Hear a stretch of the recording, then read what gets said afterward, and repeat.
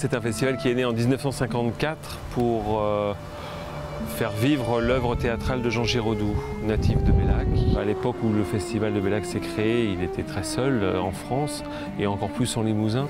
Et cette année, j'ai voulu essayer de préciser un peu mon projet autour du festival en refaisant, si possible, le festival théâtral estival du Limousin. C'est devenu le bouquet final de la saison, le dernier rendez-vous d'une saison.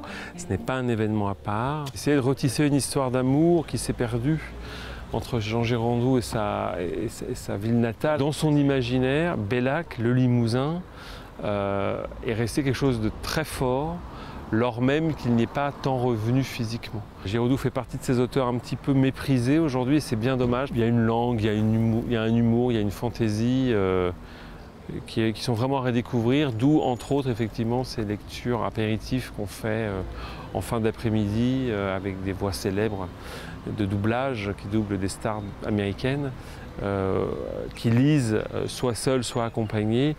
Bien sûr des extraits de théâtre, mais aussi des extraits de romans, des lettres ou d'autres œuvres de Giraudoux, enfin des courts extraits, pour que les gens qui les écoutent en un quart d'heure, puisque c'est ça le rythme, c'est des petites lectures dans le noir d'un quart d'heure, redécouvrent, écoutent différemment Giraudoux et puissent se dire en sortant, bah mince, c'est quand même vachement bien. On va faire rentrer la première personne toute seule.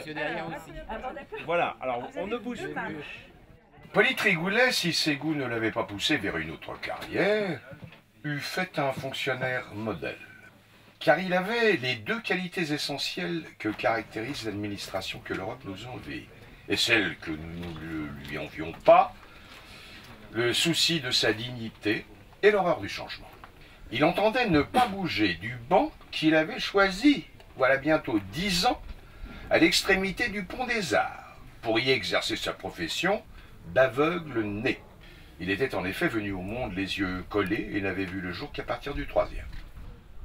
Bellac est en Limousin, certes, mais un petit peu au nord et un petit peu près d'autres régions. On est quand même très proche à la fois de la Poitou-Charentes et à la fois de la région centre.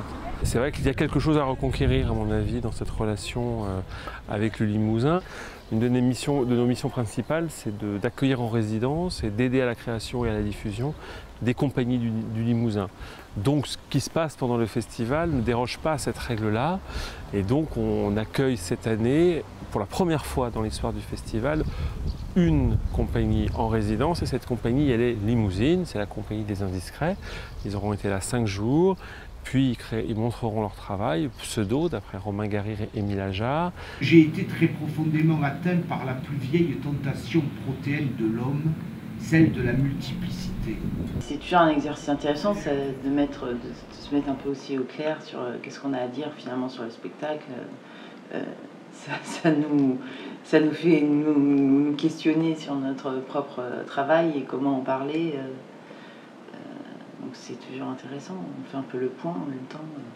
Il y a toute une équipe autour du festival, on est très encadré, il y a des rencontres, le contexte est forcément enrichissant. Et puis on a une histoire aussi, on a une histoire aussi avec ce lieu, avec toute l'équipe de ce lieu. On pense tous que ce lieu est un outil merveilleux, extrêmement bien conçu et qu'il a une importance capitale dans la région. Nom de Dieu, vous l'avez fait exprès. Qu'est-ce que j'ai fait exprès? Vous avez marqué sur mon piton. Quel piton? J'ai lu le texte et je suis tombée amoureuse de ce texte, quoi. Vraiment, j'ai été passionnée, j'ai absolument adoré. Pour arriver à faire entendre vraiment ce texte au temps présent de la représentation, il fallait absolument travailler ça, je dirais, comme une horlogerie suisse. Il n'y a pas de piton à Cahors. On n'est pas en Afrique ici. Le cœur du festival, c'est bien le théâtre, et pas n'importe quel théâtre, c'est-à-dire le théâtre de répertoire, donc plutôt les auteurs pas vivants, mais abordés, relus, réabordés, retrouvés ou refusés, je ne sais pas, par des metteurs en scène, eux, bien vivants, voire très jeunes. Vous avez un super château, les ennemis. C'est à ça que ça sert l'appel. Là, donc, pendant 4 jours, on a eu Gilles et Bérénice. Donc Bérénice de Racine, voilà. Alors là, pour le coup, réinvesti de manière assez surprenante par Gilles Caillot, seul en scène, qui joue tous les rôles et qui ne joue pas dans un lieu théâtral, mais dans un lieu circassien, c'est-à-dire un chapiteau, mais à l'intérieur avec un décor, lui, pour le coup, très théâtral. Le roi est mort, vive le roi! Il arrive devant chez Arzas, qui est tout à la fois son serviteur et son ami, et qui dormait. Bob, bob, bob. Et qu'est-ce que vous faites, hein? Cogner comme ça, vous allez réveiller tout le quartier. Viens, j'ai besoin de toi. Habille-toi. À cette heure-ci, habille-toi, je te dis. Tu en veux, camarade?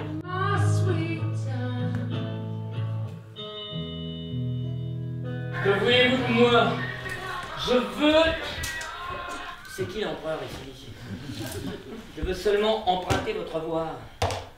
Je sais que Bérénice, à vos soins redevables, croit posséder en vous un ami véritable. Elle ne voit dans Rome et n'écoute que vous. Vous ne formez qu'un cœur et qu'une âme avec nous. C'est la nuit, 5 heures du matin. Titus sort de sa chambre, il prend un drap pour se couvrir, il a froid.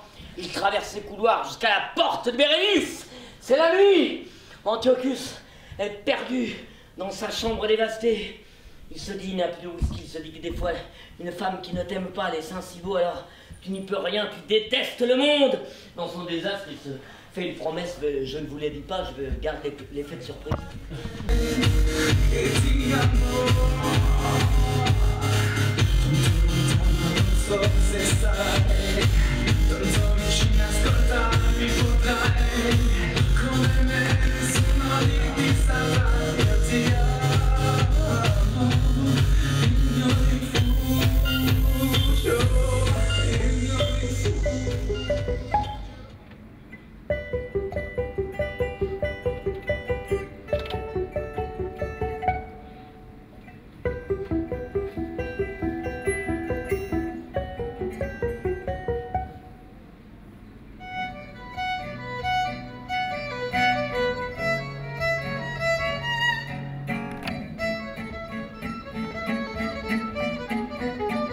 Je crois qu'il y a plein de très beaux souvenirs, globalement, et je m'en suis rendu compte puisque pour le lancement de ce festival-là, j'ai demandé à plein de gens de m'écrire des « je me souviens » à la manière de Georges Perec, des « je me souviens » sur le festival, leur festival parfois.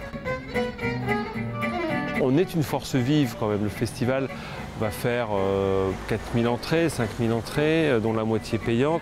Et toute l'histoire du festival, comme l'histoire du théâtre, elle repose un peu là-dessus, sur un enclavement dont on n'arrive pas à se sortir, à la fois dans les têtes, dans les fêtes, parce que géographiquement, voilà, on est un petit peu à part. Et puis la Bellac nous a mis à part, je crois. Mais peut-être que voilà, c'est une histoire d'amour qui commence, et elle commence encore dans la tension, et qu'on va faire bientôt un enfant ou deux, on va voir.